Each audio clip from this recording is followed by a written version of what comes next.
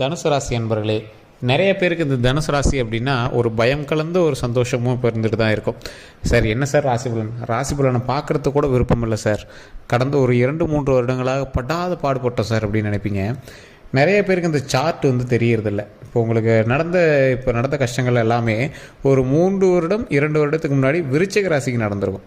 அதாவது ஒரு ராசியிலேருந்து அடுத்தடுத்த ராசிக்கு ஒவ்வொரு வகையான பயிற்சிகள் நடக்கும்போது அவங்களுக்கு என்னெல்லாம் நடந்துச்சோ அது மாதிரி ஒரு சில விஷயங்கள் உங்களுக்கு நடந்துகிட்ருக்கும்.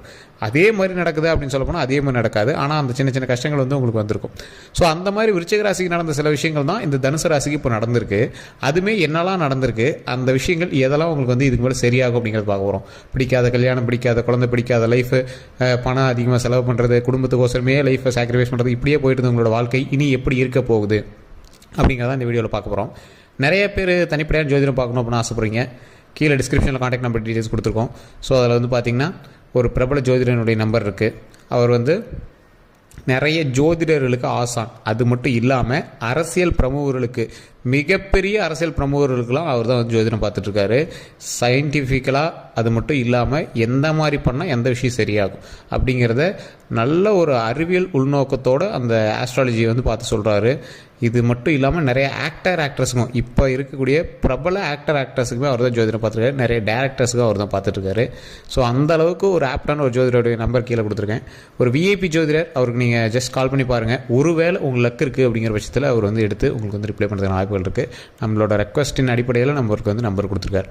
சரி சார், இது நீங்கள் ப்ரமோஷனாக நினச்சாலும் சரி தான், ஆனால் இது உங்களுக்கு மிகப்பெரிய ஒரு பயனுள்ளதாக இருக்கும். நீங்கள் காண்டாக்ட் பண்ணிவிட்டு நீங்கள் அவர் மாதிரி சொல்லுவீங்க. ஏன்னா நானும் நிறைய இடத்துல காண்டாக்ட் பண்ணி நிறைய பேர்த்துக்கிட்ட எனக்கு ஒரு சாட்டிஸ்ஃபேக்ஷன் கிடைக்காம ஃபைனலாக இந்த ஜோதிடர்கிட்ட நான் போயிருந்தேன்.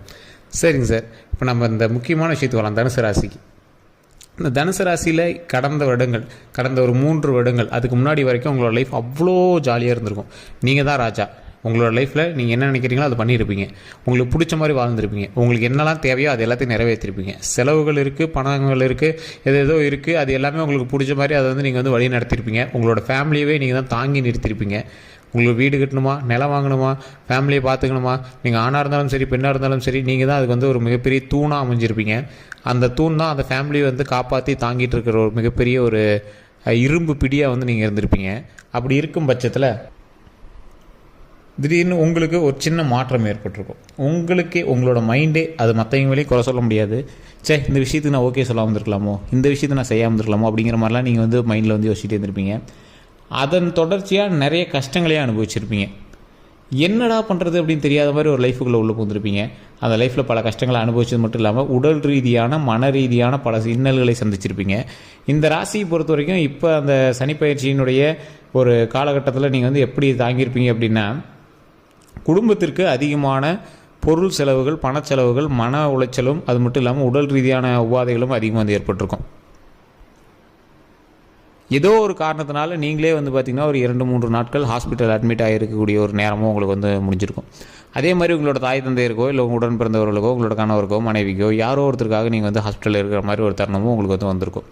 அது எல்லாமே சால்வ் ஆகி வந்தாலும் ஒரு மன திருப்தி கிடைக்கலையே சார், என்ன பண்ணுறதுனே தெரியல சார், எப்போ சார் இந்த பிரச்சனைலாம் தீரும் அப்படின்னு காத்துட்ருக்குறவங்களுக்கு ஒரு சின்ன ஒரு இன்பத்தை உங்களுக்கு கொடுத்துட்டு தான் இருந்திருக்கும். நடுவில் உங்களுக்கு ரொம்ப லைஃப்னா இதுதான் சார் அப்படின்னு கற்றுக்கிற மாதிரி ஒரு சில விஷயங்களை கற்றுக் கொடுத்துருக்கோம். அதுக்குன்னு இப்படியா சார் கற்றுக் கொடுக்கும், லைஃப்பில் தாங்க முடியாத கஷ்டம் தான் தாங்கிட்டு சார். பிறந்தத்துல எத்தனை சார் பார்க்குறது, எவ்வளோ கஷ்டங்கள் அனுபவிச்சிருக்கு, எத்தனை திட்டுக்கள், எத்தனை பேர்த்திட்ட கேவலப்பட்டு என்னெல்லாம் பேச்சு வாங்கி லைஃப்பை எப்படி கொண்டு போகிறோன்னு தெரியாமல், எவ்வளோ கஷ்டப்பட்டு சம்பாரித்த பணத்தை எங்கே செலவு பண்ணுறோன்னே தெரியாமல், ஃபுல்லாக மருத்துவமனைக்கு செலவு பண்ணி, அவங்களுக்குன்னு எதுவுமே செலவு பண்ணிக்காமல் குடும்பத்துக்காகவே செலவு பண்ணி, சரி சார் அங்கே தான் அப்படின்னு பார்த்தீங்கன்னா கல்யாணம் பண்ணி கொடுத்த இடத்துலையும் நிறைய பிரச்சனைகள், அந்த இடத்துலையும் பார்த்தீங்கன்னா நிறைய செலவு பண்ணுறது, ஹஸ்பண்டாக இருந்தால் மனைவிக்கு அதிகமாக செலவு பண்ணிட்டுருவீங்க, இல்லை மனைவியோட வீட்டுக்கு செலவு பண்ணிட்டுருவீங்க. மனைவியாக இருந்தால் அவங்க வேலைக்கு போயிருந்தாங்க, அவங்களோட சொத்துக்கள் ஏதாவது இருக்குது அப்படின்னா அதை கணவனுக்காகவும் கணவனோட வீட்டுக்காகவும், அது எப்படி தாய் வீட்டுக்காகவும் செலவு பண்ணிட்டுருவீங்க. உங்களுக்காக லைஃப்பில் எப்போ தான் சார் வாழ போகிறீங்க அப்படிங்கிற ஒரு ரேஞ்சில் உங்களோட மைண்ட் குழம்பிகிட்டே இருக்கும்.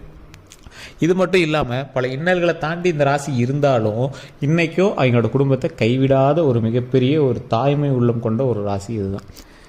இன்றைக்கி நீங்கள் கைவிட்டாலும் அதை காப்பாற்றுறதுக்கு வேறு ஆள் இல்லை அப்படிங்கிற ரேஞ்சில் தான் இந்த தனுசு ராசி காப்பாற்றிட்டு இருக்கும். ஏன்னா இந்த தனுசு ராசி ஒரு ஆளுமை கொண்ட ராசி. இந்த ராசியை பேஸ் பண்ணி தான் மற்ற எல்லா ராசியிலுமே அங்கே வீட்டில் இருப்பாங்க. உங்கள் வீட்டில் நீங்கள் கணவனா, மனைவியோ, குழந்தையோ, தாயோ, தந்தையோ, மாமனாரோ, மாமியாரோ, இந்த ஒரு ராசி தான் அதில் ஒரு மிகப்பெரிய தூணாக அமைஞ்சிருக்கும். நீங்கள் எந்த இடத்துல இருந்தாலும் நீங்கள் தான் தூணாக இருப்பீங்க. ஃப்ரெண்ட் சர்க்கிள்லேயே நீங்கள் தான் தனியாக தெரிவிங்க. உங்களோட ஃபேமிலிலையும் நீங்கள் தான் தனியாக தெரிவிங்க, கல்யாணம் பண்ண இடத்துல நீங்கள் தான் தனியாக தெரிவிங்க. ஆனால் அவங்க ஏற்றுக்கலை அப்படின்னாலும் அவங்களோட பார்வையில் நீங்கள் கண்டிப்பாக இங்கே வந்து தனியாக தான் தெரிவிங்க. இவங்க மட்டும் எப்படி இப்படி பண்ணுறாங்க, இவங்க மட்டும் எப்படி இப்படி சம்பாதிக்கிறாங்க, இவங்க மட்டும் எப்படி இப்படி தனியாக தெரியுறாங்க, இவங்க மட்டும் எப்படி இப்படி படிக்கிறாங்க, அப்படி ஏதோ ஒரு விஷயத்தில் நீங்கள் வந்து தனித்துவமாக தெரிவிங்க. இவங்க மட்டும் எப்படி இப்படி பேசுகிறாங்க, ஏதோ ஒரு விஷயத்தில் நீங்கள் வந்து தனித்துவமாக தெரிவிங்க. அதே உங்களுக்கு வந்து ஒரு மிகப்பெரிய ஒரு ப்ளஸ் பாயிண்ட்டாகவும் இருந்திருக்கும், அதே உங்களுக்கு ஒரு மிகப்பெரிய மைனஸ் பாயிண்ட்டாகவும் இருக்கும். இவங்களுக்கு என்ன சம்பாதிக்கிறாங்க, இவங்களுக்கு என்ன நல்லா தானே பேசுகிறாங்க, இவங்களுக்கு என்ன ஹெப்பி போல தானே இருக்காங்க. இந்த மாதிரி பல விஷயங்களுக்கு இவங்க வந்து ஒரு மிகப்பெரிய இதாக இருந்தாலும் இந்த ராசியை பொறுத்த வரைக்கும் இனி வரக்கூடிய காலகட்டங்களில் எப்படி இருக்க போகுது அப்படிங்கிறத பார்க்குறோம். மிகப்பெரிய மகிழ்ச்சி காத்திருக்கு சார், மிகப்பெரிய பணவரவு காத்திருக்குது, மிகப்பெரிய அதிர்ஷ்டமும் காத்திருக்குது. ஸோ அதனால் நீங்கள் வந்து கவலையே பட தேவையில்லை. இந்த ராசிக்கு இனி வரக்கூடிய ஒவ்வொரு காலங்களும் பொற்காலங்களாக, வரக்கூடிய நாட்கள் ஒவ்வொன்றும் ஒரு அற்புதமான நாட்களாக, வரக்கூடிய ஒவ்வொரு பிரச்சனைகளையும் நீங்கள் வந்து சால்வ் பண்ணி அதை வந்து மூவ் பண்ணிக்கிட்டு போகிறதுக்கு கூடிய விரைவில் உங்களுக்கு வந்து ஒரு மிகப்பெரிய கீ கிடைக்க போகுது அப்படின்னு தான் சொல்லணும். சார் அப்படி தான் சொல்கிறாங்க, ஆனால் ஒரு மிகப்பெரிய மாற்றம் கிடைக்குங்கிறாங்க. மிகப்பெரிய கஷ்டத்தை தான் சார் அனுபவிச்சிருக்கோம். எப்போ சார் இதெல்லாம் சரியாகும் அப்படின்னு கேட்டிங்கன்னா, சார் நீங்கள் வந்து ஒரு ஹாஃப் சர்க்கிளை தான் தாண்டியிருக்கீங்க, ஒரு டயாமீட்டரில் ஹாஃப் சர்க்கிளில் தான் தாண்டியிருக்கீங்க, ஒரு டயாமீட்டர் அளவுக்கு வந்திருக்கீங்க. இன்னும் முழு சர்க்கிளை தாண்டணும். ஸோ அந்த ஒரு குழியை தாண்டறதுக்கு இன்னும் கொஞ்சம் தான் தூரம் இருக்குது. அந்த தூரத்தை நீங்கள் தாண்டிட்டீங்க அப்படின்னா உங்களுக்கு எந்த ஒரு ப்ராப்ளமே கிடையாது. வாழ்க்கையில் மிகப்பெரிய இன்னல்களையும் பல கஷ்டங்களையும் நீங்கள் வந்து சந்திச்சிட்டிங்க சார். கடந்த காலத்துலேயே நீங்கள் வந்து ஃபேமிலிக்காகவும் உங்களுக்காகவுமே நிறையா பார்த்து ஃபைனலாக உங்களையுமே வச்சு செஞ்சுட்ருச்சு. ஃபேமிலியை வச்சு செய்யும் போது நீங்கள் வந்து ஃபீல் பண்ணியிருப்பீங்க, அடுத்து உங்களையே வச்சு செய்யும் போது நீங்கள் ரொம்ப ஃபீல் பண்ணியிருப்பீங்க.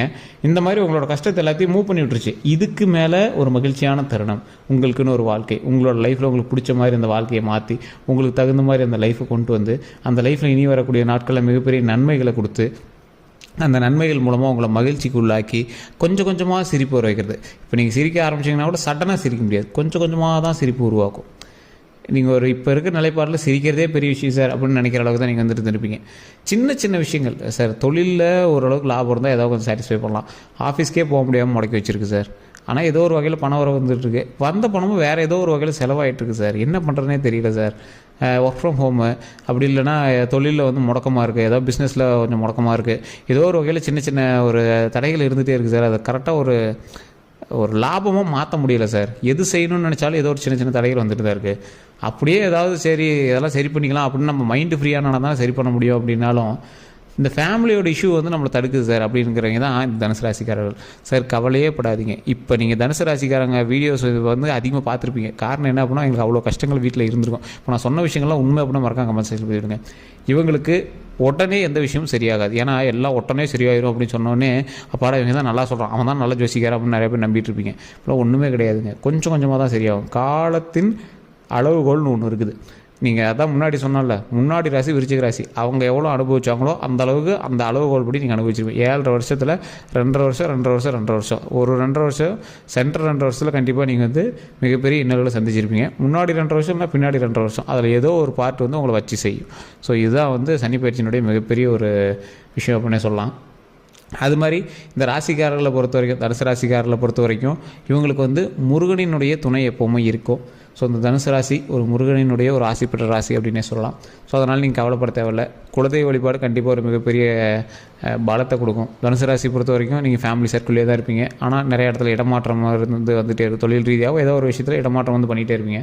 கடந்த 2-3 வருடங்களாக மிகப்பெரிய கஷ்டங்களை தாண்டி லைஃப்பில் என்ன பண்ணுறதுனே தெரியாமல் நிறைய நட்புகள், நிறைய துரோகங்கள், நிறைய கஷ்டங்களை சந்தித்து என்னடா வாழ்க்கை இது அப்படின்னு வாழ்ந்துட்டு இருக்கிற உங்களுக்கு இனி வரக்கூடிய காலங்கள் மகிழ்ச்சியாகவும் அது ஒரு மிகப்பெரிய ஒரு பிரச்சனையிலேருந்து ரிலீஃபாகவும், என்ன பணம் சம்பாரிச்சிட்டு இருந்தாலும் அதை வந்து இங்கே செலவே பண்ணிகிட்டு இருக்கீங்க, அது கொஞ்சம் கொஞ்சமாக சரியாயிட்டே வரும்.